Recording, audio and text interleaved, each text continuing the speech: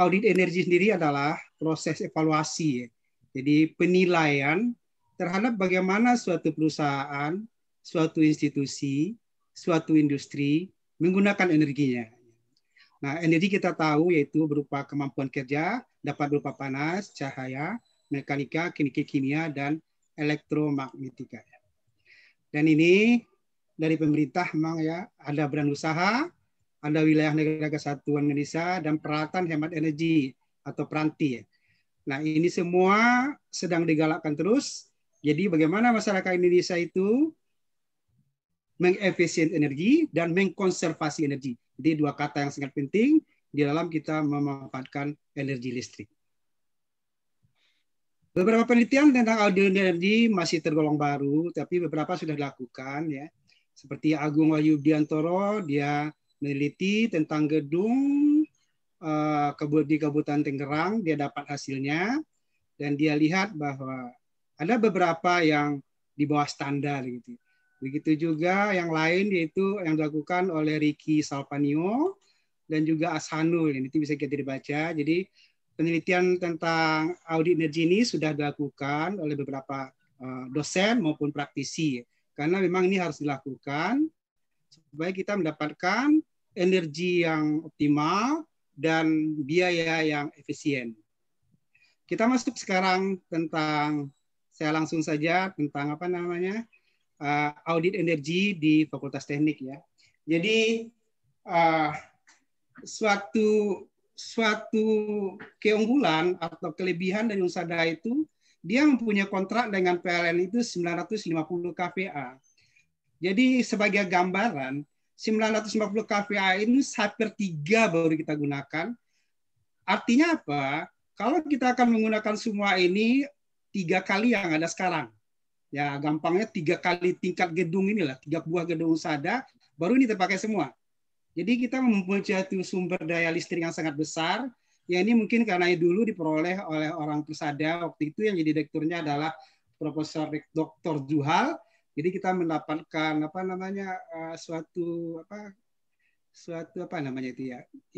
kemudahan untuk mendapatkan daya sebesar ini. Nah, masalahnya apakah hal ini kita sudah olah dengan baik, sudah kita manajemen dengan baik, sudah kita efisiensikan dengan baik. Nah, ini yang kita perlukan penelitian di sini. Maka kita harus mengenal tingkat konsumsi energi yang dikenal juga dengan IK dan sebagainya. Nah, ini berkaitan dengan penelitian saya, yaitu tahun 2017, yaitu saya meneliti tentang sumber daya listrik Unsada, ya. Ini sudah sampai Scopus, dan saya juga sudah mendapatkan haki dari sini, ya. Nah, saya lanjutkan sekarang adalah auditnya. Audit itu bagaimana konservasi dan efisiensinya. Nah, ini sebenarnya sudah tahun yang lalu, yaitu semester ganjil, tetapi tertunda semester genap. Di semester genap pun saya mengalami masalah di biaya, ya. Jadi biayanya baru keluar 2 minggu yang lalu. Sebenarnya saya agak kalang kabut. Saya sebenarnya mau mundur, tapi ya saya usahakan dengan data data primer dulu. Ini saya harus lanjutkan karena ini berkaitan dengan roadmap saya, ya. Nanti pada akhirnya kita mempunyai suatu model pemanfaatan energi, mulai dari penggunaan daya sampai akan datang. Nah, di sini nanti saya mungkin akan bekerja sama dengan peneliti dari ekonomi, karena di sini ada masalah ekonomi teknik atau teknoekonomi. Jadi ada kolaborasi nanti yang saya inginkan antara elektro dengan teman dari ekonomi, sehingga kita mendapatkan sesuatu daya yang di Unsada ini bagaimana kita mengefisienkannya. Kita tahu bahwa Unsada itu menggunakan daya yang luar biasa, cost yang luar biasa. 90 juta sampai 120 juta per bulannya. Nah, ini kan ini bisa kita efisiensikan. Kalau kita tahu audit energinya, kalau kita tahu konservasi energinya, kalau kita paham efisiensi energinya. Nah, metode penelitiannya itu untuk audit energi itu ada 3 sebenarnya, ya. Audit energi singkat, ini yang baru bisa saya lakukan dalam 2 minggu ini. Karena kita memang memerlukan alat ukur, memerlukan SDM. Saya menggunakan 2 tenaga mahasiswa di sini, untuk saya ikut sertakan sebagai tugas akhir mereka. Jadi saya baru pada audit energi singkat. Rencana saya sebenarnya pada audit energi awal, tetapi di sini tak terkait dengan instrumen. Harus ada higrometernya untuk mengukur RH, harus ada wattmeternya untuk mengukur daya, harus ada voltmeternya untuk mengukur tingkat penerangan. Tetapi dananya baru keluar 2 minggu. Nah sekarang saya udah beli alatnya. Saya bisa tahap kedua, begitu kira-kira. Nah, kita sudah tahu tadi ya, sebagai orang elektro itu utama itu ini harus kita pelajari dulu. Kalau saudara Bapak lihat di sini ya, sumber dari PLN yang sebelah sini nih. Ini sumber. Sumbernya itu 20 kV atau 20.000 volt. Nah, ini ada koneksi di sini, koneksi delta, supaya tidak terjadi gangguan atau harmonisa istilahnya. Masuk ke sekunder kita ini, berbentuk Y, delta Y. Mana sih? Ya, delta Y di sini. Nah, bentuk Y. Nah, inilah yang kita pakai. Baik itu 3 fase 380 volt maupun 1 fase 220 volt. Nah, ini yang harus kita ketahui. Nah, ini yang kita pakai ini, fakultas-fakultas, rektorat, fakultas teknik, kelautan, sastra, ekonomi. Nah, di sini yang kita tahu bagaimana pengolahannya di sini. Karena salah-salah dalam pengolahan ini akan menimbulkan biaya yang sangat tinggi. Ini yang saya teliti, ya. Begitu ya. Lanjutkan. Kemudian, nah, saya sudah mendapatkan data awal. Ternyata pemakaian listrik instan itu selama setahun saya dapatkan begini bentuknya ya. Saya ambil bahasannya saja ya. Jadi dari profil itu kita mendapatkan per bulan itu apa namanya? Setahun itu 1.015.000 dan seterusnya. Per bulannya kita bagi 12 yaitu 84.613 kWh per bulan. Ini pemakaiannya. Nah, tinggal kita kali sebenarnya. Kalau sekarang Rp1.500 per kWh-nya, dengan mudah kita kalikan. Kita bisa bahas secara ekonomi. Nah, untuk teknik, saya khusus teknik, itu 36% itu digunakan oleh teknik. Kenapa demikian? Teknik itu menggunakan laboratorium. Menggunakan percobaan macam-macam gitu ya. Nah, kemudian kita bagi dengan seluruh lantai yang dipakai. Lantai itu dari lantai 1 sampai lantai 4 itu ada seluas 1.742 meter persegi. Nah ya, nah menurut peraturan kita bandingkan dengan IK. Nah ada IK itu macam-macam ya. Saya lanjutkan saja. Ya. IK yang oleh pemerintah ya, oleh pemerintah itu memang beda dengan IK yang lainnya. Pemerintah itu dia harus irit. Maka 18,5 kWh per meter per bulan itu dianggap boros. Jadi kita menurut pemerintah ini boros sekali. Memang pemerintah berbeda dengan kita. Karena pemerintah itu dia kerjanya kan jelas. Jam 8 sampai jam 2. Kalau kita kan bisa 24 jam ya. Tetapi kita mempunyai keuntungan kalau kita pakai standar usage ASEAN, itu kita masuk. Yaitu 240, 198, 250, dan 210. Jadi dari data awal itu kita masuk sebenarnya tidak berlebihan penggunaan listrik. Nah, saya simpulkan di sini, ya, kalau kita standarnya adalah pemerintah, kita boros. Kalau standar kita adalah yang 4 ini yang dipakai di Indonesia ini, SDM dan JK Elektrik, ASEAN dan USEP, peraturan gubernur, gedung hijau, kita masuk nih. Jadi kita tidak ada melebihi dari standar ini. Masuk standar. Nah, tetapi ada yang menarik di sini, pada masa COVID ini listrik kan tidak dipakai ya. Nah, saya yakin ini standar kita luar biasa iritnya. Mungkin di bawah 18,5 ya. Kenapa? Karena kita menggunakan WFH ya, pekerjaan di rumah. Nah, ini bisa kita manfaatkan juga nanti pada keadaan normal supaya pekerjaan yang bisa dilakukan secara WFH enggak usah ke kantor sehingga listrik bisa lebih hemat. Tetapi untuk laboratorium dan yang sangat urgen memang kita harus ke kantor. Ini termasuk konservasi energi gitu ya. Bagaimana perilaku kita memanfaatkan energi. Nah, kesimpulannya seperti ini ya. Jadi kalau lihat pemerintah ini boros, kalau yang lain kita masuk. Ini harus saya lanjutkan ke audit energi lanjut ya. Jadi audit energi itu ada 3, audit energi singkat, audit energi awal, audit energi lanjut. Nah, saya harus sampai lanjutkan nanti ke audit energi awal. Mudah-mudahan ini bisa selesai karena saya mempunyai kendala-kendala seperti tadi ya. Efektif itu saya baru mulai 2 minggu ya. Karena saya pikir saya mau mundur tadinya.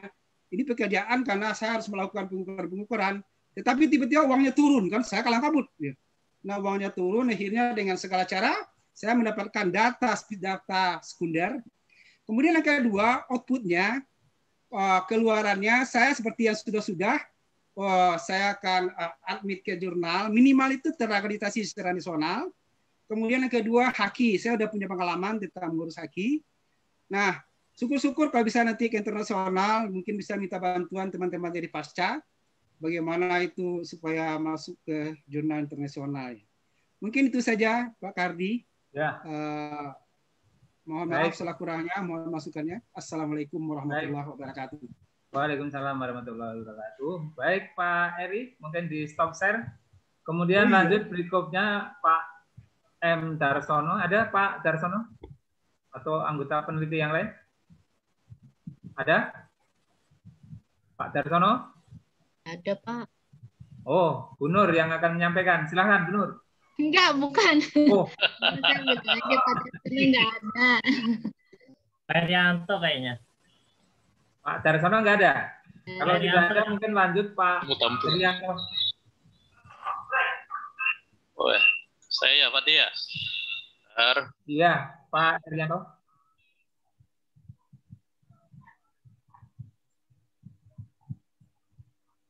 Ya. Udah kelihatan ya, Pak? Iya, kelihatan, Pak. Oh ya, oke. Baik. Singkat ya, Pak. Agak singkat ya. Assalamualaikum warahmatullahi wabarakatuh. Ya, saya usahakan bisa 10 menit. Jadi otomatisasi penilaian kuesioner EDOM pada sistem akademi online. Oke, yang pertama ini latar belakangnya saya pakai gambar aja ya. Narasinya saya skip. Kita ada EDOM di Siakat dengan mahasiswa menjawab pertanyaan-pertanyaan dalam bentuk kuesioner. Yang kedua, mahasiswa bisa memberikan komentar pada kuesioner tersebut. Kemudian pada tampilan kita, dosen, kita bisa melihat hasil rekap. Misalkan dari pilihan ganda, nilainya 4,5. Dari dalam bentuk kalimat, hasilnya seperti ini. Macam-macam gitu ya, kalimat dari mahasiswa. Nah, yang pilihan ganda di kuesioner itu rekapnya kan dalam bentuk nilai angka. Sedangkan yang komentar rekapnya itu dalam bentuk teks. Nah, yang ingin sehingga kita memiliki ide atau usulan untuk mengotomatisasi rekap yang dalam bentuk teks ini mau kita jadikan menjadi angka. Jadi kalimat mau kita jadikan angka, gitu. Itu intinya ya. Kenapa itu penting? Yang pertama karena kita tahu bahwa data dalam bentuk kuantitas ya, dalam bentuk angka itu lebih mudah kita melihat hasil penilaiannya ya. Karena melihat angka, nilai angka itu lebih cepat kita ketahuan hasilnya. Kemudian lebih mudah untuk dibandingkan dengan yang lain. Komentar-komentar mahasiswa saya dengan Pak Soekardi mana yang lebih baik gitu. Kalau bisa kita jadikan angka lebih mudah kita bandingkan dengan yang lain. Kemudian bisa kita analisa perbandingannya dengan rekap kuesioner ya. Apakah rekap kuesioner yang diisikan mahasiswa sesuai gitu dengan komentar yang dia berikan. Nah, itu beberapa kelebihan atau keutamaannya kenapa mengangkakan nilai komentar mahasiswa itu di dalam kuesioner itu penting ya. Nah, ada penelitian yang kami lakukan ini masuk dalam kategori data mining ya. Data mining ini knowledge discovery in database. Bagaimana kita menghasilkan knowledge dari database. Nah, kita tahu kita sudah punya database akademi yang sudah berjalan beberapa puluh tahun. Nah, itu mau kita gunakan untuk menghasilkan knowledge ya, untuk menghasilkan knowledge. Jadi knowledge di perguruan tinggi itu sekarang itu menjadi isu yang sangat penting karena tidak hanya di perguruan tinggi ya, di perusahaan-perusahaan juga. Kenapa penting? Karena data di perguruan tinggi maupun di perusahaan-perusahaan itu sekarang banyak dan menumpuk. Kalau tidak diolah sayang gitu ya. Ibaratnya itu kan kalau istilah kami itu namanya data warehouse ya. Atau kalau yang lebih besar lagi kita menyebutnya dengan big data. Nah, disinilah pentingnya kita memanfaatkan data yang ada untuk menghasilkan knowledge. Dan ini menjadi sebuah bidang yang saat ini lagi tren sebenarnya ya. Nah, tetapi karena kita sekarang berada di dunia akademis, data yang mau kita olah itu yang akan kita jadikan knowledge itu adalah data di perguruan tinggi ya, educational database. Banyak penelitian yang sudah melakukan riset-riset ini ya, bahkan kemarin saya mengikuti sudah ada komunitasnya ya, komunitas peneliti yang ingin mengeksplor data di perguruan tinggi, ya terutama data akademiknya tentunya. Nah, sebelumnya udah banyak ya penelitian yang saya lakukan ya dengan mahasiswa ya. Ya misalkan yang berkaitan dengan mahasiswa lulusnya ini mau berapa tahun gitu. Itu juga kita pakai data mining ya. Di samping dulu sebelum data mining ini populer, ada namanya machine learning ya. Nah, saat ini ya data EDOM ya, data apa bagaimana mahasiswa mengevaluasi kita juga kemudian nah sehingga nanti di tahap ujungnya, di akhirnya, itu saya membayangkan bahwa kita bisa menghasilkan banyak knowledge dari database yang kita miliki di sistem kita. Ya, sistem kita baik itu data akademis maupun nanti data non-akademis. Seperti itu kira-kira gambaran yang saat ini yang akan saya tempuh ya, puncaknya ya. Oke, nah ini teorinya ya. Jadi data mining itu nanti menghasilkan pola. Dari pola itulah nanti yang disebut dengan knowledge. Jadi pemahaman knowledge di sini ada batasan dan ada pengertian tersendiri bahwa knowledge adalah menghasilkan pola, di mana pola itu bisa digunakan untuk memecahkan masalah. Bisa nanti berbentuk rumus, bisa berbentuk sistem ya, bisa berbentuk decision tree dan sebagainya. Oke, jadi knowledge itu data mining itu fungsinya menghasilkan knowledge ya. Sumbernya dari database. Lebih luas lagi sebenarnya dari data warehouse ya, atau dari big data. Nah, apa yang dihasilkan dari data mining secara umum ya? Data mining itu bisa menghasilkan estimasi atau prediksi ya. Bisa digunakan untuk memprediksi kalau datanya sebelumnya begini, data ke depan bagaimana. Nah, itu kan sebenarnya sudah hal yang dari dulu kita lakukan ya. Tapi data mining ini nanti karena metode-metodenya makin banyak, makin hasilnya itu makin canggih ya saat ini. Bisa melakukan klasifikasi ya. Clustering, sesuatu yang belum terklasifikasi dengan jelas itu namanya clustering ya. Kemudian asosiasi ya, mengkait-kaitkan antar fenomena-fenomena yang sebelumnya tidak kelihatan berkaitan ya. Kemudian decision tree, sequential pattern dan outlier ya. Outlier ini sesuatu yang aneh dari data itu, ada yang aneh, mungkin orangnya aneh, mungkin jalurnya aneh itu, ada outlier. Oke, ini tahapan proses data mining ini seperti ini ya. Oke, tadi saya disuruh cepat. Nah, untuk penelitian ini saya menggunakan salah satu metode yang cukup banyak digunakan di data mining ya, dan paling sering saya gunakan yaitu Naive Bayes ya, classifier. Ini metode statistik yang berasal dari ilmu atau teori kemungkinan ya, probabilities, di mana antara dua kejadian itu dikaitkan gitu. Oke, ini ditemukan oleh Bayes ya. Oke, saya lompat. Kemudian yang kedua, text mining menggunakan TF-IDF. Nah, text mining ini adalah bagaimana kalimat itu bisa kita ambil ya, retrieve ya, kita memperoleh data dari sebuah dokumen, atau ya seperti hasilnya misalkan kita bisa membandingkan dua dokumen sama atau enggak, dokumen ini ada enggak isinya di data ini, ada enggak kalimat ini, ada enggak isinya di dokumen ini, dan seterusnya gitu, namanya text mining. Jadi metode yang kami gunakan adalah mengkombinasikan antara Naive Bayes dengan text mining. Oke. Nah, seperti halnya ya, semua metode data mining itu harus ada testingnya, harus ada evaluasinya. Sejauh mana misalkan kalau dia digunakan untuk memprediksi atau mengkelompokkan, sejauh mana akurasinya. Nah, pada penelitian ini kami menggunakan confusion metric yang ya rumusnya seperti ini ya, TP ditambah TN plus dan seterusnya gitu. Ini juga merupakan evaluasi yang cukup terkenal digunakan oleh para saintik ya. Ya, metodologi yang kami, ya ini gambarnya. Jadi metodologinya seperti ini ya, ada dua tahap yang besar yang selalu dilakukan oleh para ini ya, data mining, peneliti data mining yang melakukan training dengan melakukan testing. Jadi memang data mining ini mengurangi coding. Kalau di kami mengurangi coding di dalam kita merancang sistem. Karena sistem itu dihasilkan oleh data. Maka diawali dari mengambil data. Nah, karena saya kebetulan saat ini berada masih berada di TIK, saya dengan mudah bisa mengambil data, macam-macam data ya. Nah, itu yang di dalam gambarannya mau kita olah gitu, menghasilkan knowledge. Kemudian ya biasa di data mining itu data itu di cleansing namanya ya. Karena tidak semua data yang kita ambil itu bisa langsung digunakan. Ada yang karena kotor, ada yang karena sama, karena bertumpuk, ada yang karena kalau komentar, ada yang komentarnya asal-asalan gitu, yang kalimatnya pakai kalimat ABG itu kita buang gitu, yang artinya yang bisa diolah gitu.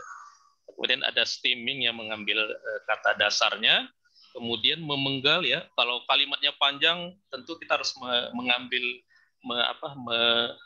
mengambil kata per kata ya, yang biasanya disebut dengan tag tokenisasi ya. Melakukan ya stop words ya. Kemudian case folding ya, mau huruf besar semua atau mau huruf kecil semua, karena di dalam pengolahan data itu huruf besar dan huruf kecil semestinya tidak dipedulikan gitu. Baru dilakukan training. Nah, jadi makanya dalam data mining itu ada dataset. Dataset ini yang di training menghasilkan model. Nah, model inilah yang disebut dengan knowledge. Setelah knowledge-nya jadi, menurut kita sudah jadi, itu kita uji.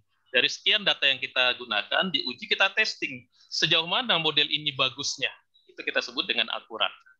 Oke, pada penelitian ini ya kami mengambil 2.500 komentar, tapi setelah kita cleansing jadinya cuma 300. Karena ternyata kebanyakan komentar mahasiswa itu banyak sama ya. Bapak baik gitu, bagus, ya macam-macam gitu. Jadi kita ini kan karena dalam pengolahan itu datanya sama itu percuma gitu ya, tidak untuk data mining. Jadi ada 300, kemudian untuk data uji kita menggunakan 50 komentar. Nah, hasilnya ya, ini hasil dari training. Kemudian hasil training, kemudian kita lakukan testing dengan menggunakan confusion matrix tadi, itu dihasilkan 80-84%. Ya. Ini sebenarnya setelah kita hitungnya ada 84%, artinya kalau ada sebuah komentar, misalkan dia berkomentar, semoga kedepannya lebih baik lagi dalam mengajar. Ini dinilai oleh sistem positif. Jadi nilai positif ini oleh sistem ini 84% benar gitu ya. Atau kalau dari 100 kalimat yang kita ingin nilai, itu 84 itu akan sama, itu kira-kira artinya. Nah, sistem setelah dibangun, kami integrasikan dengan portal Siakan. Ya, ini contohnya ya. Ini kuesioner yang pilihan ganda, nilainya seperti ini, yang komentar seperti ini. Jadi nilainya ini memang kita normalisasi nilainya supaya ranknya sama, karena kita kan mau bandingkan ya. Mau kita bandingkan. Jadi memang kalau kita lihat ini ya, tidak benar-benar bisa jadi berbeda ya. Misalkan di kuesioner kita dinilai 4 ya dalam skala 5, di komentar kita dinilai 3,75. Jadi nilai ini berasal dari kalimat yang diberikan oleh mahasiswa di dalam komentarnya. Jadi kita udah berhasil. Ya, waktunya 2 menit lagi ya. Oke, mengubah komentar menjadi angka ya. Ini penelitian besar ini adalah yang banyak dilakukan oleh para periset, tapi ini banyak yang belum berhasil secara ini ya. Nilai esai bagaimana jadi angka. Nah, itu salah satu tantangan di riset-riset seperti ini ya. Nilai esai. Kalau kita kan biasanya nilai multiple choice jadi angka itu biasa ya. Nah, sebenarnya arahnya ke sana, itu salah satu yang lebih ke atas dari riset semacam ini. Ini rangkuman hasilnya tadi, hasilnya dengan 300 data ya 84%. Kemudian untuk selanjutnya supaya hasil akurasinya lebih baik, training harus dilakukan mengikuti pertumbuhan data kuesioner. Karena data mining itu datanya semakin banyak dan variasinya semakin banyak, itu akan semakin akurat. Ya, outcome ini sudah menghubungi redaksinya ya di STMI Jakarta, katanya terindeks Sinta 5. Cuma kemarin saya hubungi publiknya baru bulan Mei ya. Nah, ini ada rekan satu lagi yang jadi ada 2, tapi jurnalnya udah kami siapkan, sudah ada gitu ya. Oke, kemudian penelitian yang berikutnya mungkin kami akan mengambil data dosen ya dengan data kependidikan nanti. Nah, tentu knowledge-nya untuk apa nanti kalau udah kita dapatkan ya, untuk meningkatkan kinerja pegawai. Kemudian data nilai mahasiswa itu akan lebih kita eksplor lagi, karena nilai mahasiswa itu setiap semester itu tumbuh. Nah, apa pola yang bisa kita dapatkan gitu, yang bisa digunakan untuk mengoptimalkan hasil belajar. Ini sebenarnya ada banyak hal yang bisa kita lakukan dari data yang kita miliki, itu intinya. Oke, seperti itu Pak Sukardi, maaf. Lebih dari 10 menit. Assalamualaikum warahmatullahi wabarakatuh. Waalaikumsalam warahmatullahi wabarakatuh. Untuk pembicara yang Berikutnya ini ada Pak Suzuki, Sofian ada? Di stop share. Pak Suzuki ada? Halo, ada Pak. Wih. Nah, Pak Suzuki. Ya.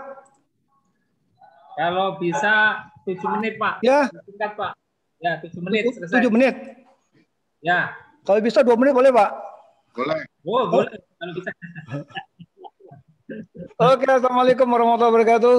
Waalaikumsalam warahmatullahi wabarakatuh. Yang kami hormati Bapak para peneliti, kemudian yang kami hormati Pak Sukadi sebagai moderator. Selanjutnya Bapak Arif Fadilah sebagai reviewer hari ini. Dan bapak-bapak yang lain yang saya tidak bisa sebutkan satu persatu. Assalamualaikum warahmatullahi wabarakatuh. Salam sejahtera buat kita semua. Sudah 2 menit. Oke, udah kelihatan Pak ya? Pak. Ya ini judul penelitian kami adalah deteksi dan monitoring gas beracun karbon monoksida atau dikata CO pada kabin kendaraan tua atau dikatakan odometer lebih dari 3.000 km dan hubungan terhadap kepadatan kendaraan dengan metode Fazi. Kru peneliti sendiri, kemudian 3 rekan lagi, Pak Haji Setiawan, Pak Roland, dan ada mahasiswa Patan. Oke.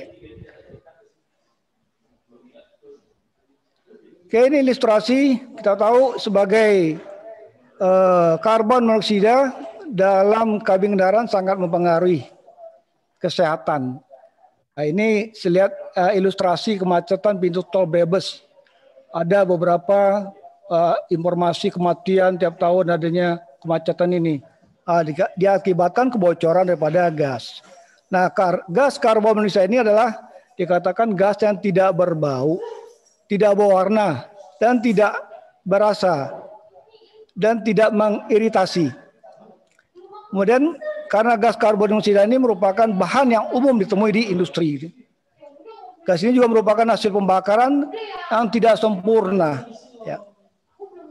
Dari kendaraan bermotor, alat pemanas, peralatan yang menggunakan bahan api berasaskan karbon. Ya.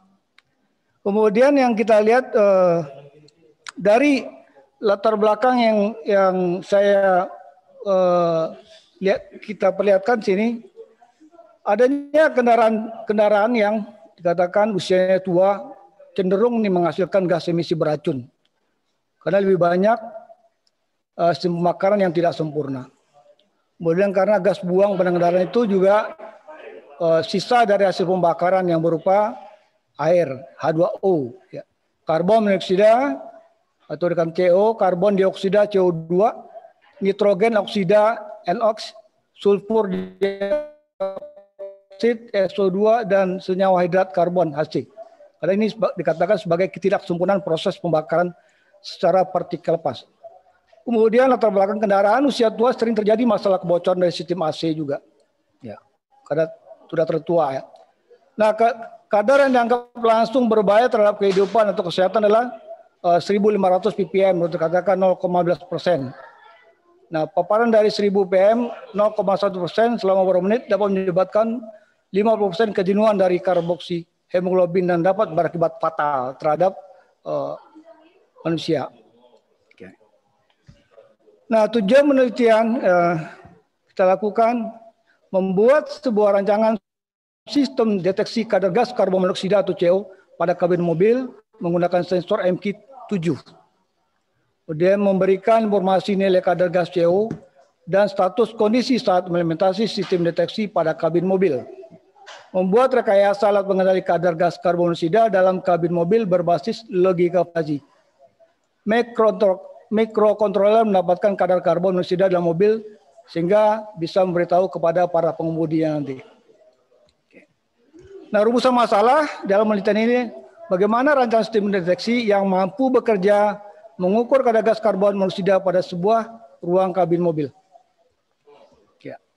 Ini secara teori kita lihat senyawa gas buang kendaraan berbahan bakar mesin. Ya.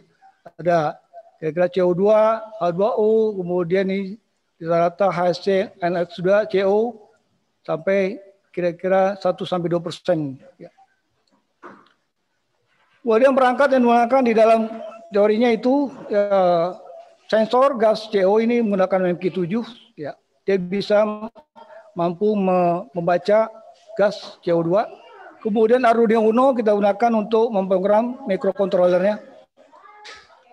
Nah, buzzer bisa nanti outputnya yang dapat mengubah sinyal listrik menjadi getaran suara ya.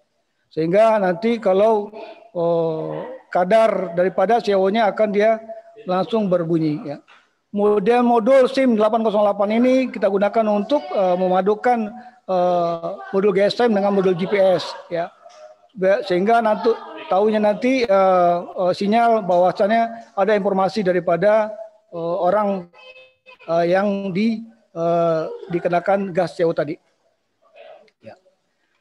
Nah, metode penelitian kita gunakan ini diagram alurnya yaitu yang garis merah ini baru yang kita lakukan ya, jadi mulai inisialisasi input sensor, kemudian mendeteksi gas, baca sensor, kalau dibaca dia langsung ke mendeteksi gas. Tapi kalau tidak dia mengulang lagi mendeteksi gas. Ya. Kemudian ini penelitian kita baru sampai sini. Ya. Nah, untuk selanjutnya melakukan ini kita akan memadukan dengan logika fuzzy. Ya, nanti akan menghasilkan informasi ini. Ya, dari proses fuzzy itu ada 3 tahapan ini, ada aman, waspada, bahaya. Ya, kalau aman selesai, kalau waspada dia tidak ini nanti memberikan informasi. Kalau bahaya ya dia akan memberikan waspada ini bahaya dengan buzzer ya. Kemudian selesai. Ya. Nah, pengumpulan data kita lakukan dari data kendaraan umur yang di bawah 5 tahun dan kendaraan umurnya di atas 5 tahun ya. Nah, kendaraan di bawah 5 tahun memiliki yang spesifikasi 1000 cc ya, dan kilometer di atas 30.000. Nah, untuk kendaraan yang di atas 5 tahun memiliki spesifikasi cc di atas 1000 dan kilometer di atas 70.000 ya. Data yang digunakan untuk ya sebelum proses yang digunakan untuk sensor untuk mencatat kadar CO ini digunakan setiap 2 menit sekali dan 12 menit ya. Nah, sehari kita catat 36 kali data polusi CO ya.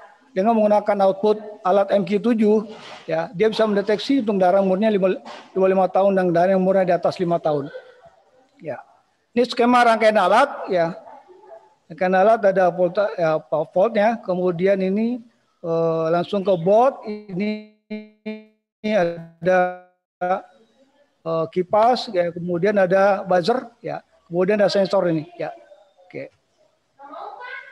Nah, roadmap penelitian kita 2020 ini ya membuat prototipe alat deteksi CO, kemudian menganalisis kadar CO dalam kabin. Nah, nextnya kita akan melakukan reduksi, mengurangi otomatis kadar CO dengan metode vakum pada kendaraan, kemudian meningkatkan kualitas alat deteksi CO. Ya. Dari hasil pengukuran, hasil pembahasan ini, pengujian, ya kita dapatkan ini beberapa ya bongkar gas CO, ya ada percobaan 3 kali percobaan, kipas mati, kipas nyala dan error. Nah, tingkat errornya kita bisa hitung ya. Ya, rata-rata error ini 2,9, persentase errornya 0,29 ya. Dengan rumus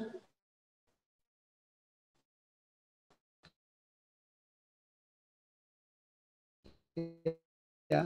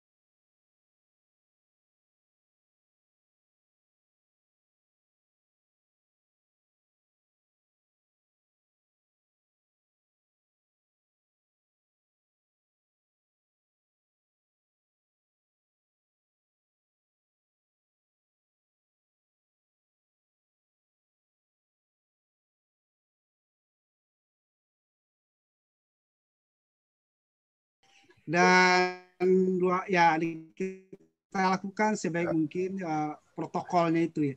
Karena saya lakukan penelitian di UNSADA, jadi mungkin kendalanya tidak begitu berat ya. Saya cari waktu-waktu tertentu Kemudian kami janjian, kita lakukan pengukuran gitu ya. Jadi tidak banyak orang gitu. Jadi tetap kita lakukan protokol kesehatan sebenarnya. Dan yang paling penting adalah asupannya harus kuat gitu. Dan yang penting lagi imannya yang harus kuat. Terima kasih. Ya, baik. Untuk Pak Roland, Pak Suzuki, kalau mau menjawab silakan. Singkat saja. Baik Pak Kardi, sebenarnya ini hanya untuk memenuhi tanggung jawab Pak. Oh. Setidaknya mengikuti 3M. Terima kasih Pak. Ya, baik. Pak Suzuki. Apa tadi pertanyaannya Pak Sukardi? Ini mengenai keterbatasan di dalam penelitian masa pandemi. Kita sukses-sukses ini sebetulnya tipnya gimana? Oh, ya, kita kan masih banyak itu referensi yang ada gitu ya, berdasarkan daripada literatur-literatur, sehingga bisa memaksimalkan daripada data begitu ya. Nah, itu aja Pak. Terima kasih. Pak Ade mau jawab? Di unmute itu speakernya Pak Ade. Ade, speakernya Pak Ade. Halo. Ya. Pertanyaan pertama ya, strategi apa dalam kondisi pandemik bisa menghasilkan penelitian seperti ini? Ada beberapa strategi kalau yang saya gunakan. Yang pertama adalah jalur online. Jalur online itu kayak misalnya saya perlu kuesionernya via online, dan datanya pun sekarang fokusnya adalah data sekunder, data hasil penelitian yang lain saya gunakan. Tetapi memang pada beberapa hal mengenai teknis yang tidak bisa dihindari, kami melakukan observasi. Tapi base-nya adalah kami studi literatur terlebih dahulu. Data-data yang kami pakai dari literatur tersebut. Baik. Terima kasih Pak Ade. Pak Arief mau jawab satu kata aja Pak Arief. Baik Pak, terima kasih. Saya coba tambahkan sedikit. Yang penting adalah saya itu kolaborasi dengan mahasiswa. Jadi kenapa makalah bisa banyak, penelitiannya bisa berkembang gitu, karena saya punya mahasiswa. Jadi ada beberapa mahasiswa untuk satu judul besar, kemudian saya pecah yang harus dikerjakan, maka itulah yang akan menjadi luaran. Termasuk dalam perhitungan, dan mungkin akan menemukan novelty baru lagi, sehingga saya akan terus bisa menambahkan tentang penelitian yang sedang dikerjakan. Di lain itu grup mahasiswa, jadi saya buat grup mahasiswa, grup A ngerjakan ini, grup B ngerjakan ini, grup C dan seterusnya.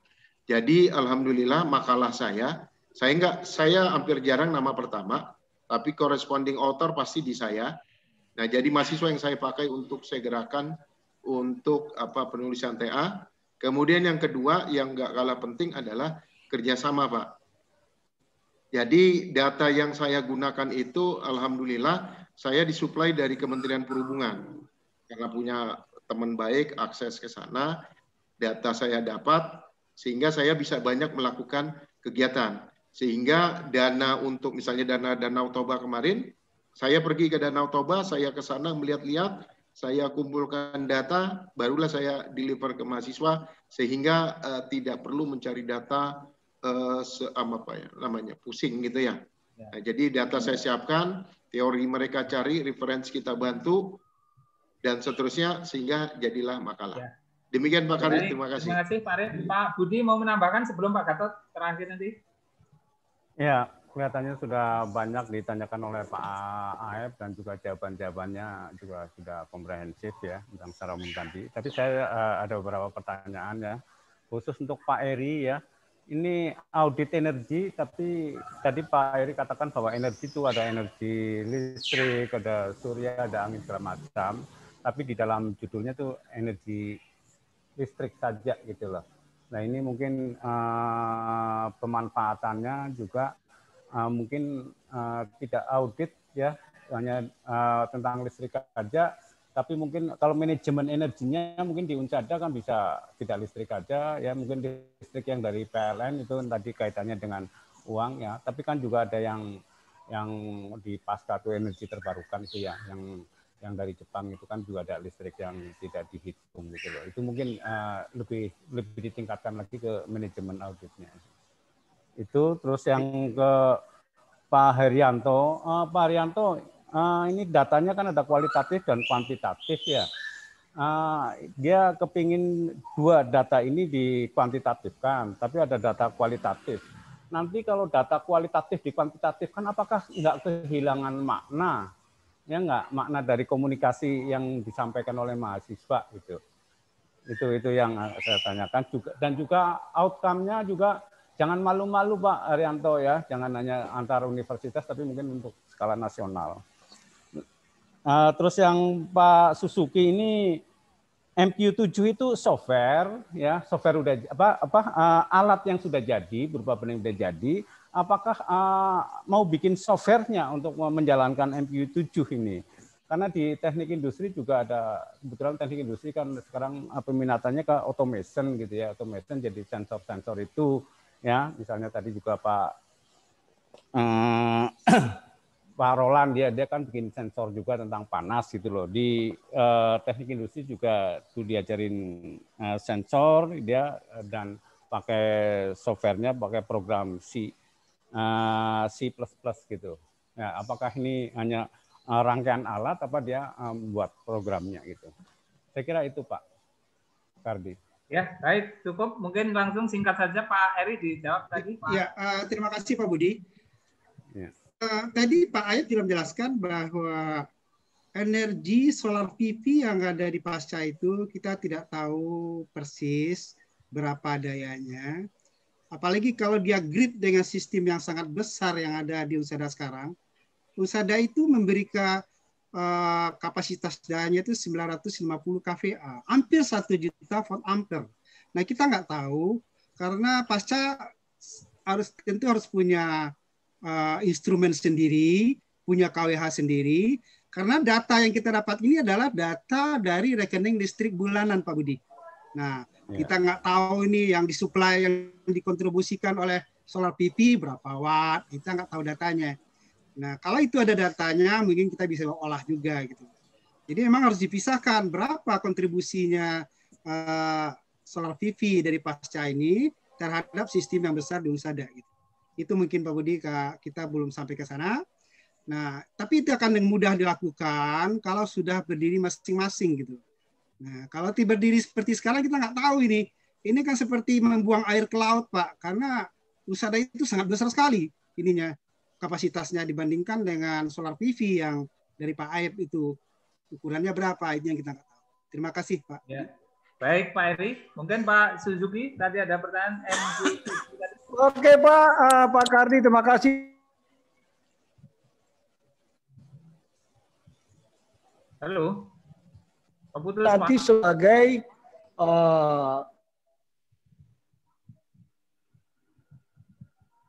putus Pak, suaranya Pak.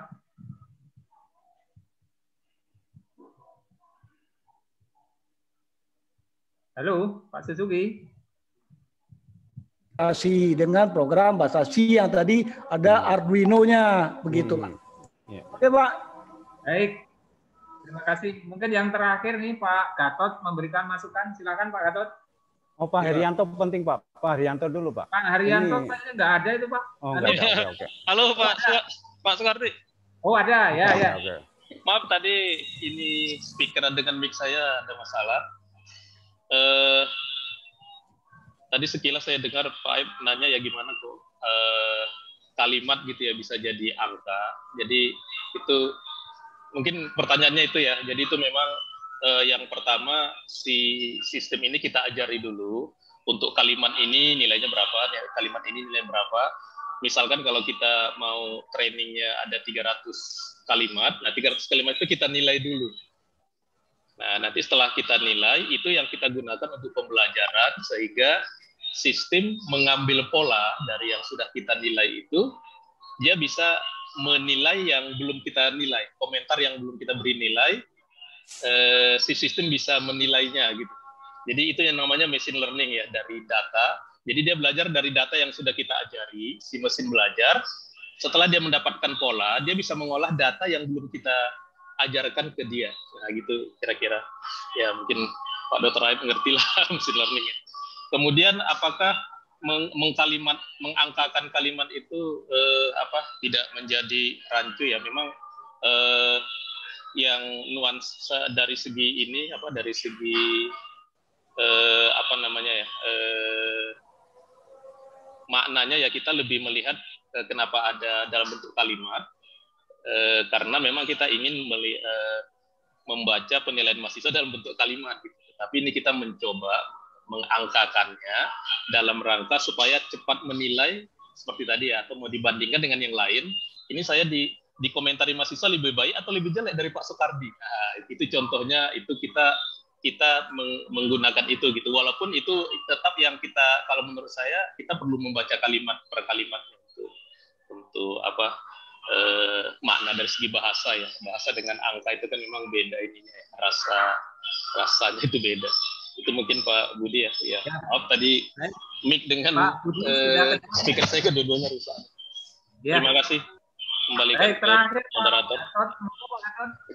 Berikan masukan, komentar. Ya, baik. Terima kasih Bapak Ibu, Pak Soekardi. Assalamualaikum warahmatullahi wabarakatuh. Saya mengapresiasi terus terang saja dari awal sampai ke sesi yang ini yang dibawakan moderator oleh Pak Soekardi. Saya mengapresiasi apa yang dilakukan oleh teman-teman dan banyak sekali hal-hal yang tidak diskusi sebelumnya. Jadi karena tadi seperti yang diutarakan Pak Aib juga, Pak Budi juga, Pak Arif juga yang tadi menyampaikan bahwa memang ada keterbatasan.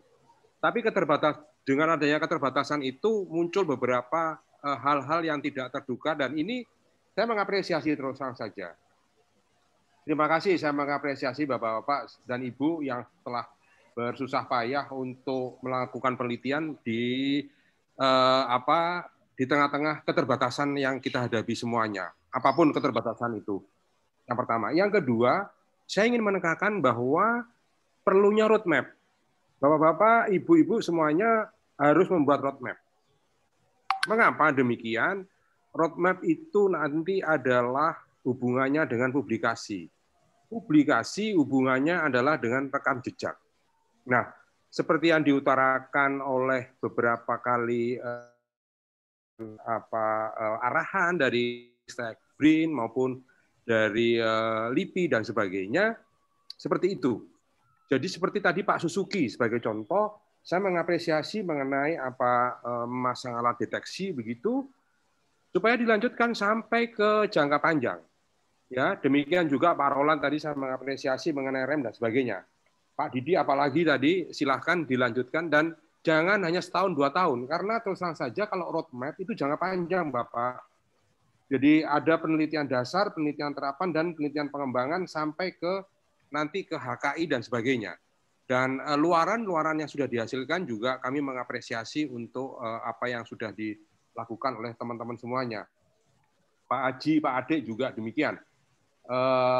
Pak Daniel Arifin, Pak Dani bahkan tadi juga sudah menyampaikan hal seperti Pak Eri juga seperti itu. Jadi jangka panjangnya seperti apa?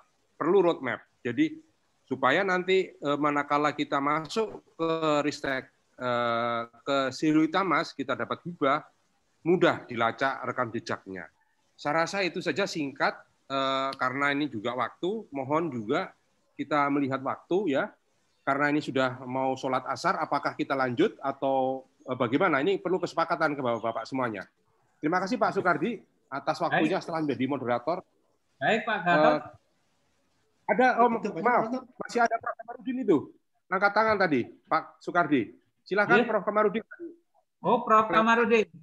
Iya. Silakan Prof. Mic-nya di on-kan, Prof. Mic-nya di on-kan. Mic-nya di on-kan dulu. Prof, mic-nya di on-kan supaya kita dengar apa yang dimaksud. Halo? Halo, Prof. Ya. Oke. Bagaimana? Ya, sudah. Silahkan, Prof. Ya. biasanya mengapresiasi hasil penelitian para presenter tadi ya. Saya kira cukup bagus, teknologinya juga cukup canggih, dan aplikasinya juga sudah mendekati real ya. Jadi mudah-mudahan bisa diteruskan sampai menjadi produk industri gitu ya.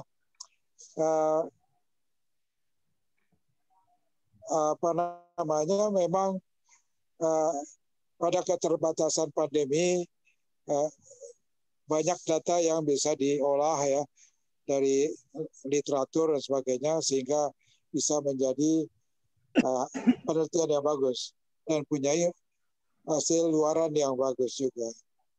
Saya kira sekali lagi saya apresiasi